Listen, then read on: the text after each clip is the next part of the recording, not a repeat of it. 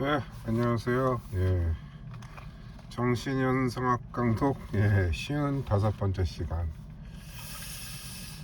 오늘은 원래 제가 이제 뭐 이성장의 거의 이제 뭐 중반부를 이렇게 하고 있는데, 중반부도 사실 그 뭐 이성의 자기전개에서부터 뭐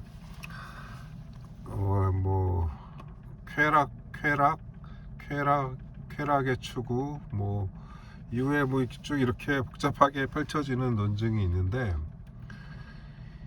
이제 그 이성장은 그렇고 저는 이제 정신장으로 들어섰는데,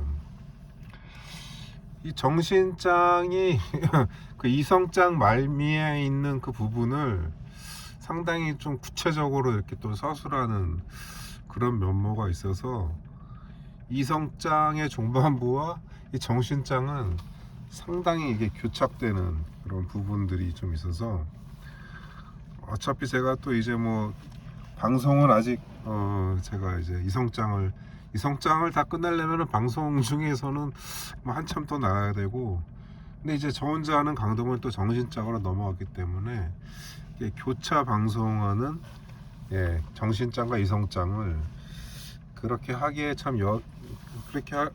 하기에 좋은 그런 서술 방식으로 이렇게 정신현상하게 되어 있다, 이런 생각이 들고, 그래서 오늘은 문장이 좀 준비한 게 예전에 비해서 좀 많은데, 오늘 이거하고 이게 거의 안 보이네. 있는데, 제가 일단은 오늘은 준비한 거에 강독 부분에 준비한 거에 전반부를 가지고 얘기를 해보려고 합니다. 이 부분은 또 제가 제목을 안티고네 혹은 엄홍도라고 인륜적 공동체의 붕괴라고 이렇게 적어봤는데, 엄홍도는 요즘에 그 단종에 관한 영화가 한국에서 엄청난 이제 그 장항준 감독 라이터를 켜라, 그 20몇 년 전에 그 히트를 쳤다가 별 20년 동안 아무것도 그냥 별게 없다가 뭐 모르겠습니다. 아무튼 뭐 1600만 이렇게 들어서야 이게 뭐 성공한 감독으로, 아무래도 뭐 인식이 그렇죠. 성공한 감독으로 치는데, 아무튼 그것 때문에 뭐 그런 단종에 관한 또 새로운 그런 면모들이 부각되는 거는, 그것도 나름의 또 좋은 효과가 아닌가, 그런 생각이 들면서 거기에서 이제 안티고네, 이제 소포클레스의 이제 웨디푸스 신화 다음에 이제 안티고네, 아주 유명한 그리스 고전이죠. 그게 보니까 제가 그 안티고네 이야기를 좀 찾아보려고, 아는 얘기인데 그걸 또 이제 방송을 하려고 하다 보니까 좀 그거를 검색을 해보니까 한국일보 기사에 그게 뜨더라고요. 근데 그게 안티고네를 이런 엄홍도가 이제 단종이 이제 그 세조한테 이렇게 이제 죽조 사약을 받고, 근데 장례를 치러주지 말라고 했는데 엄홍도가 장례를 치러줬죠. 이런 장례와 관련해서 안티고네와 좀 비슷한 부분을 이렇게 좀 그렇게 엮어서 이렇게 하는 글이 있는데, 상당히 그 기사가 그래서 저도 비슷한 그런 의미가 있죠. 장례에 관련된 거라서, 그래서 저도 제목을 이렇게 잡았습니다. 아유 앞에 이게 뭐 잔말이 길었네요. 이러면은 이제 본격적인 강도. 오늘 제목은 안티고네 혹은 엄홍도 인륜적 공동체의 붕괴라는 제목으로 이렇게 잡아봤습니다. 현실에서 실현된 인륜의 세계, 즉 개인과 공동체의 인륜을 통한 행복한 공존이 벽에 부딪히는 것, 인륜에 대한 변증을 보여주는 구절입니다. 오늘 강독하는 부분이 나가보겠습니다. Wie der Einzelne in Seine einzelnen Arbeit schon eine allgemeine Arbeit bewusstlos vollbringt.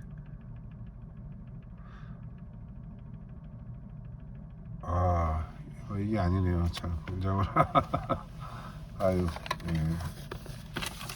전에 했던 문장을 했습니다. 죄송합니다. 다시 하겠습니다. 뭐, 이런 재미도 있어야죠. 뭐.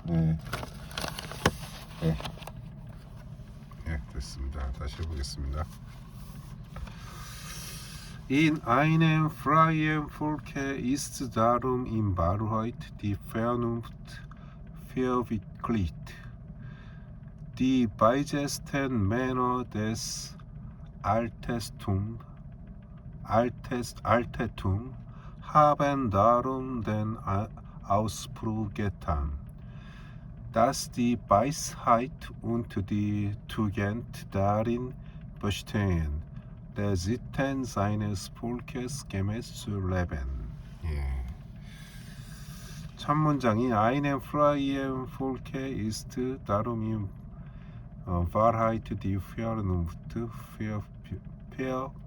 이 문장에서 제가 보고 있는 그 1977년도에 나온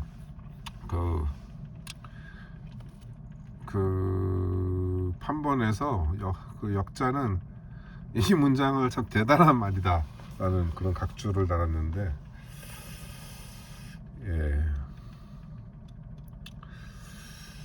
이렇게 뭐 쉽게 이렇게 쉽게 이해할 수 있으면서도 그 의미가 간단치 않은 그런 문장 같습니다. 번역해 보겠습니다. 그러므로 자유로운 민족에게서 민족에게서 참으로 이성은 현실화되었다.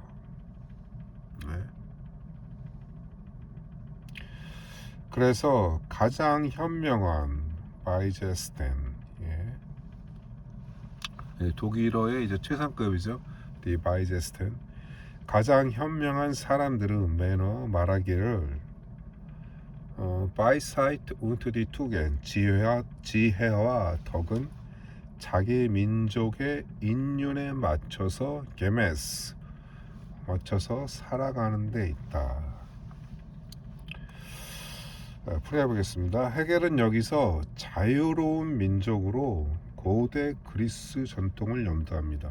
예를 들어 이제 크세노포는 국법에 따라 사는 것이 신을 기쁘게 한다 라고 말했고, 오리게네스는 사람들은 자기 나라의 관습과 제도에 따라 살아야 한다 라고 했고, 피타고라스 학파의 크세노필로스는 가장 좋은 교육은 잘 조직된 국가의 시민이 되도록 하는 교육이라고 말했습니다.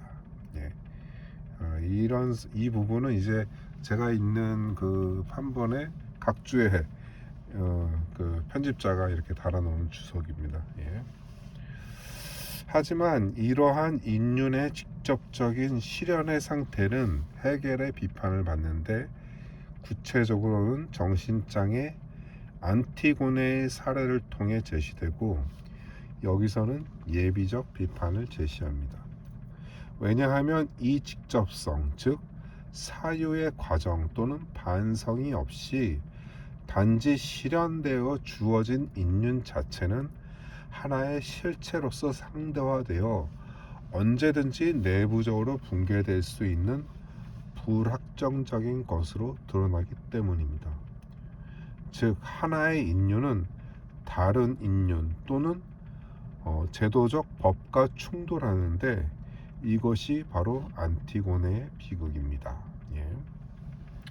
그래서 이제 뭐 안티고네를 이렇게 뭐 아시는 분은 아시고 모르시는 분은 뭐 이름 들어보셨겠죠. 그래서 뭐 저도 직접 안티고네의 비극, 소포클레스의 비극이 유명한 게 이제 웨디푸스 왕이죠. 웨디푸스 왕은 저도 그 비극은 아주 오래전에 그거는 읽어봤던 기억이 있는데, 그 이후의 이야기인 안티고네의 이야기는 저도 그걸 읽어보지 못했어요. 그래갖고 워낙에 안티고네가 이제 해결의 정신 현상을 통해서 유명한 그런 부분이라서 일단 안티고네의 여기가 어떤 것인지 그 부분을 제가 살짝 요약을 해보겠습니다. 그러니까 웨디푸스는 잘 아시다시피 이제 그 슈퍼클래스의 웨디푸스 왕은 그의 아버지를 죽이고 그 아버지의 부인과 결혼을 하죠.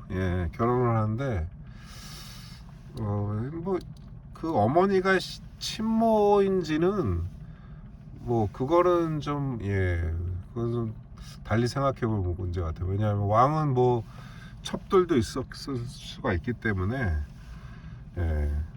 그 친어머니가 일 가능성은 저는 없는 걸로 보이고, 아무튼 웨디푸스는 그 아버지를 죽이고 그 아버지의 부인 자신의 어머니와 혼인을 하고 이제 왕자를 차지하죠. 하는데 이제 나중에 이제 그게 다 드러나면서 이제 웨디푸스는 이제 막 엄청난 충격에 빠져서 자기 두 눈을 다 이제 칼로 찔러갖고 그렇게 하면서 워낙 큰 충격을 받았으니까 이미 이제 거기 자손도 다 이제 놓고 왕국도 다 다스리고 있는 상태에서 이제 그 사실을 알고 뭐 눈까지 다 이제 잃어버리고 막 정신이 나갔으니까 이제 왕 노릇을 제대로 할 수가 없는 거죠. 그래갖고 이제 그 아들들이 이제 그 왕위를 이제 차지해야 되는데 그 아들이 에테오클레스가 있고 이제 폴리니케스가 있는데 이제 아버지가 저러니까 두 이제 왕자가 서로 싸운 거죠. 내전을 벌인 겁니다. 내전을 벌였는데 여기서 이제 웨디푸스 왕의 이제 처남인 크레온 그러니까 이제 웨디푸스의 두 아들인 에테오클레스와 폴리니케스한테는 이제 외삼촌인 거죠.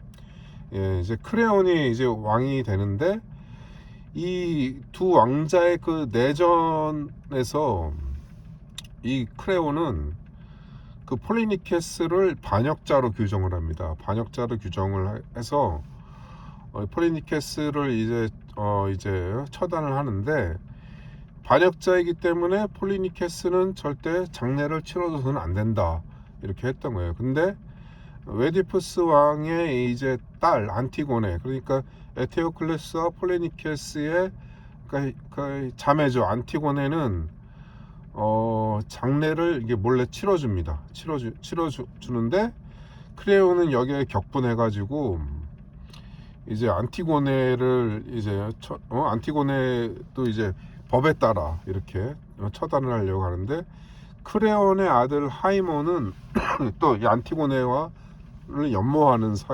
사이인데 이 크레온이 안티고네를 왔을 때 하이몬이 같이 있었는데 하이몬은 자살을 하죠. 자살을 하고 그 하이몬이 자살한 걸 두고 크레온의 아내 에우리티체는 자살을 합니다.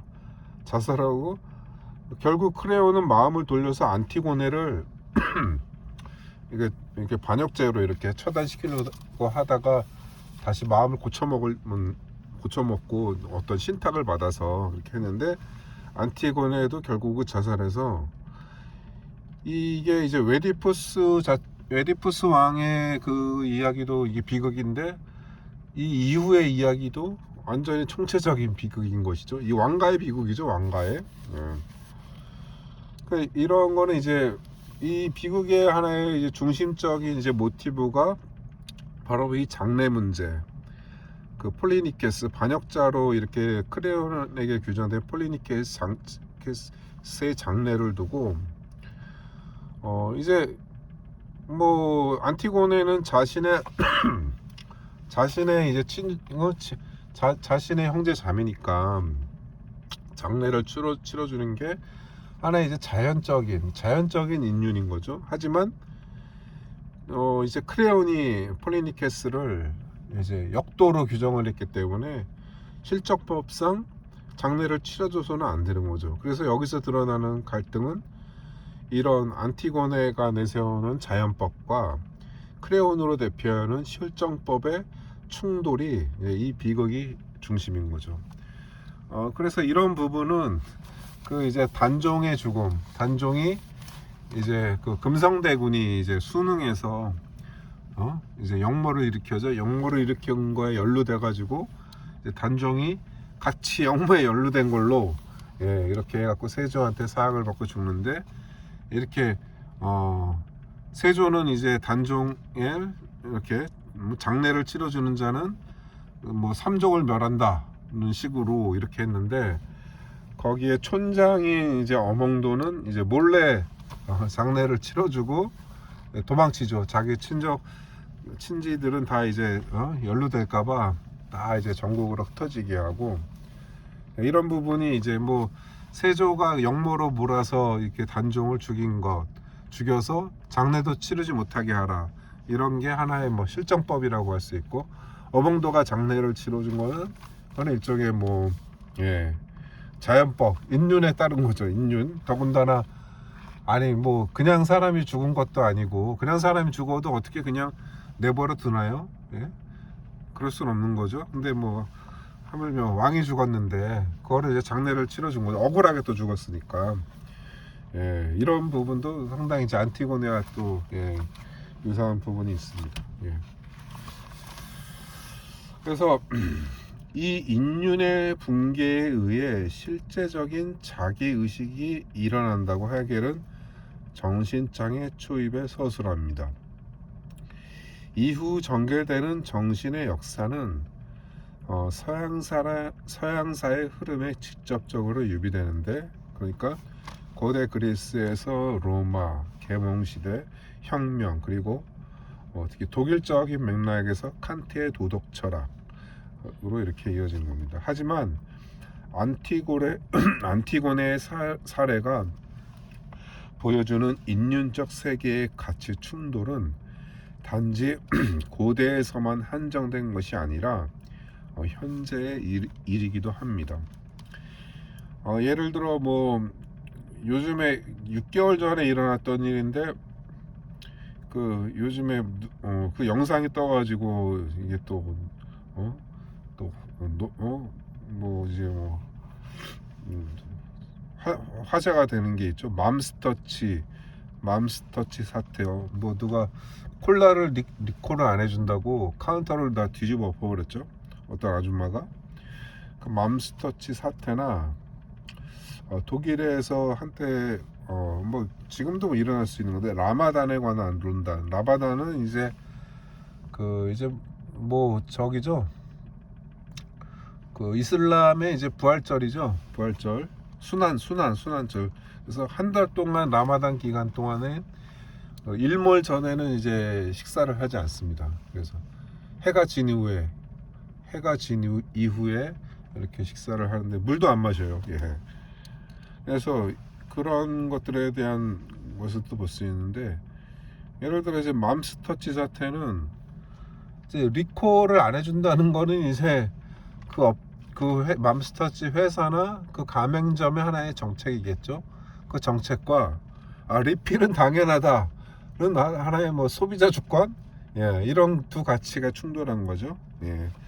그리고 이제 라마단 같은 경우에는 이런 독일에서 언론에서 그런 부분이 있었습니다. 그러니까 성장기 아이들에게, 그 이슬람 아이들에게까지 그 일몰적 단식을 한 달 동안이나 저녁에만 밥을 먹을 수 있는 거예요. 물도 그렇고, 단식은 건강에 해가 되지 않는가라는 그러한 논란이 있었습니다.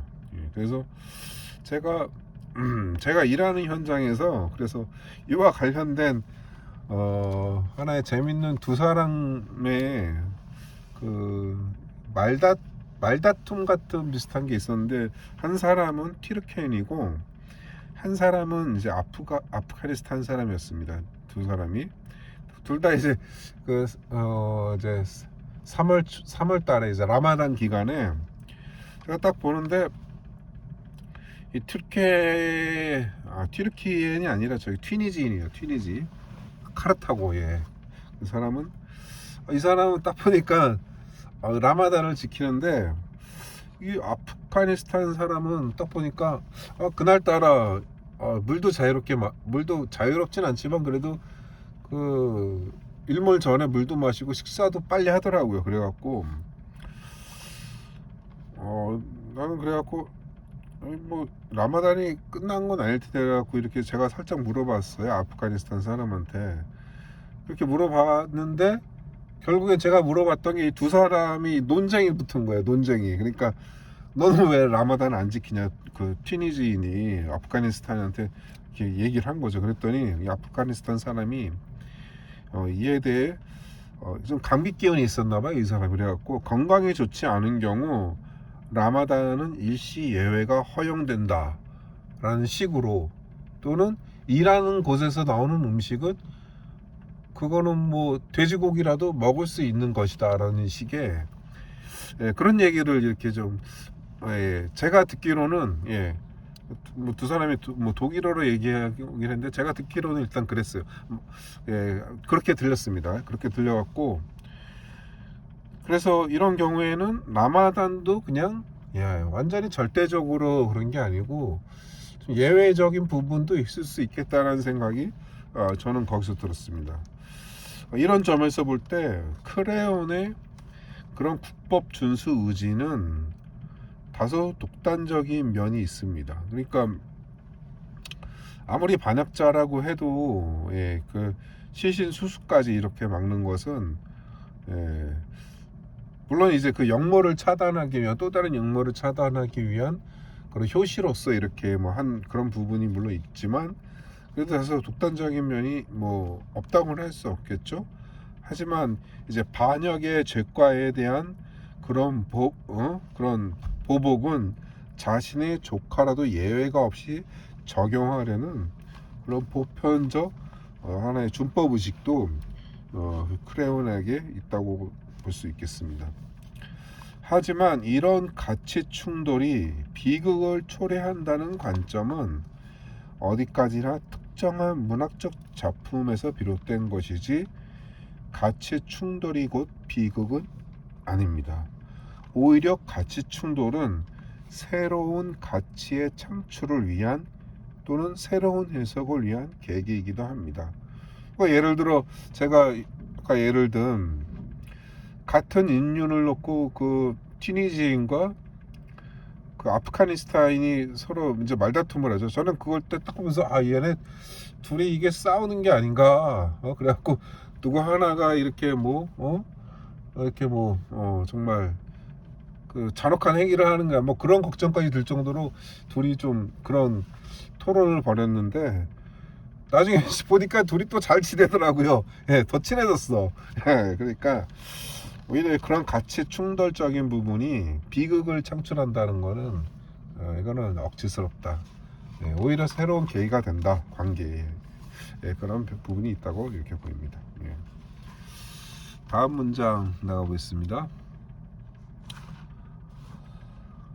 Aus diesem Glücke aber seine Bestimmung erleidet zu haben, von in ihr zu leben, ist das Selbstbewusstsein bereits zunächst nur unmittelbar unter dem Begriff nahe Geist ist, oder auf es hat es noch nicht erleidet. Die Vernunft muss aus dieser Glücke heraustreten, denn nur an sich oder unmittelbar ist das Leben eines freien Volkes die reale Sittlichkeit.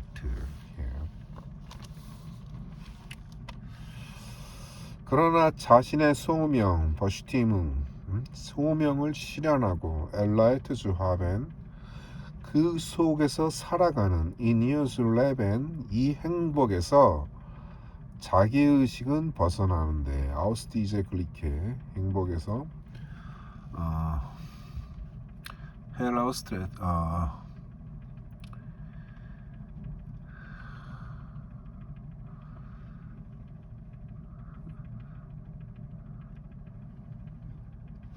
아우스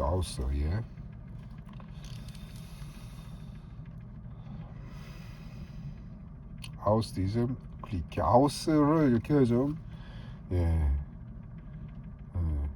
이렇게 좀 동어적으로 이렇게 해석을 했습니다.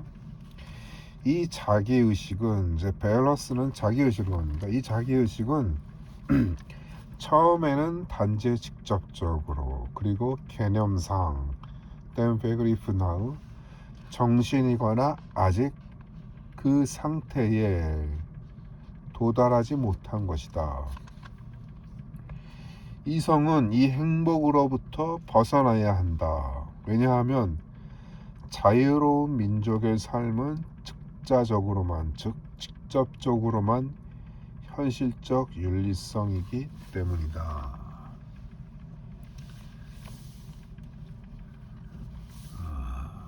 Den nur Ansicht oder Mitarbeiterleben freier Folgedirre Allergikeit.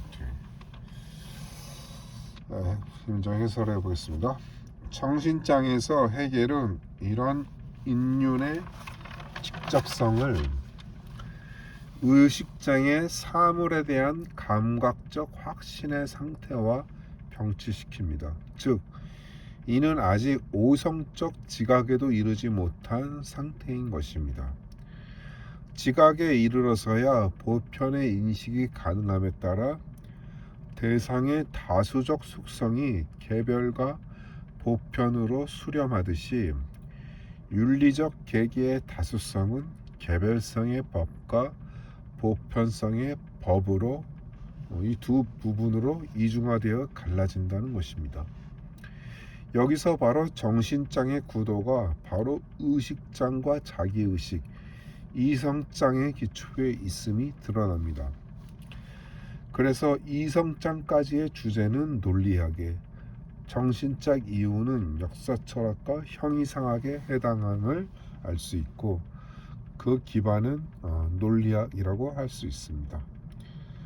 철학 백과는 바로 정신현상학의 이 구도를 재정립한 일종의 정신현상학의 증거판으로 볼 수 있는 그러한 해석이 제가 이렇게 그 부분에 이제 대상의 다수적 속성이 개별과 보편으로 수렴되듯이 윤리적 계기의 다수성은 개별성의 법과 보편성의 법으로 갈라진다. 이런 문장이 정신장의 이제 첫 번째 절인 이제 인간의 법과 신의 법, 남성과 여성의 법, 안티고네의 부분을 얘기하는 거죠. 그 부분의 첫 문장에 이 나오는 구절이라서 상당 부분 그 정신장부터는 다시 초반부의 서술을 해겔이 하나의 그런 이제 고전 사례와 그 다음에 이제 문학 작품에 대한 그런 사례 그리고 역사에 대한 사례를 들면서 현재 현실의 살을 붙이는 거죠. 그러니까 재미있기도 하지만 기본적인 그 이제 골조 공사는 의식장에서 이제 자기 의식장에서 이성장 초반부에 골조 공사를 이렇게 이제 해놓은 거고 그 부분에 살을 붙인 게 이제 정신장 이후의 서술이다 이렇게 볼 수 있는 거고 그리고 이제 니른베르크로 가서 해겔이 이제 논리학 이제 대논리학 이게 분량이 엄청납니다. 이게 논리학이 그 전신원석보다 분량이 더 이제 크더라고요. 거의 한 3.1배 정도 더 많은 것 같습니다. 논리학이. 그래서 기초공사를 더 확고하게 하는 거죠. 논리학을 서술을 했으니까. 그렇습니다. 오늘은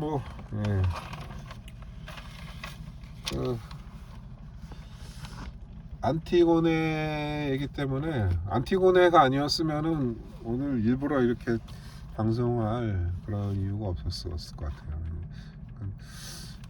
그 자신의 철학 제가 어떤 얘기를 했었어 보니까 그러니까 이제 정신장 이후로는 해겔이 문학 비평을 하고 있다. 문학 비평. 그러니까 안티고네도 그렇고 또 다른 문학 작품으로는 이제 예전에도 제가 얘기했지만은 나머의 조카 디드로의 그것도 있고 뭐 그래서 문학 비평을 하고 있다 그래서. 근데 사실 문학과 이렇게 철학을 접목시키면은 사실 또 재밌게 얘기를 할 수 있는 부분이 더 많은 것 같아요. 뭐 들레즈도 뭐 영화에 관한 그런 것도 했죠. 예. 근데 문학 평론으로만 하면은 그냥 거기서 끝나는 얘기인데, 이걸 또 철학으로 접목시키면은 어떻게 보면은 뭐 그게 문학도 죽이고 철학도 죽이는, 뭐 그렇게 볼 소지도 없지 않겠지만은, 또 뭐 한편으로는 문학적인 관심과 달라 철학적인 관심도 이렇게 또 자극시킬 수 있는 그런 부분도 있다라고 보입니다. 예, 오늘은 여기까지 하겠습니다. 예, 감사합니다.